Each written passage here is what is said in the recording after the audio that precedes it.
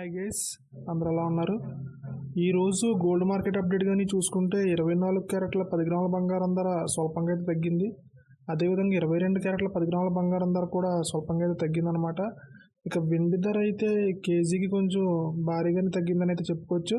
దానికి సంబంధించిన పూర్తి వివరాలను ఇక్కడ స్క్రీన్ పైన డిస్ప్లే చేస్తాను, మీరు ఇక్కడ చూడొచ్చు.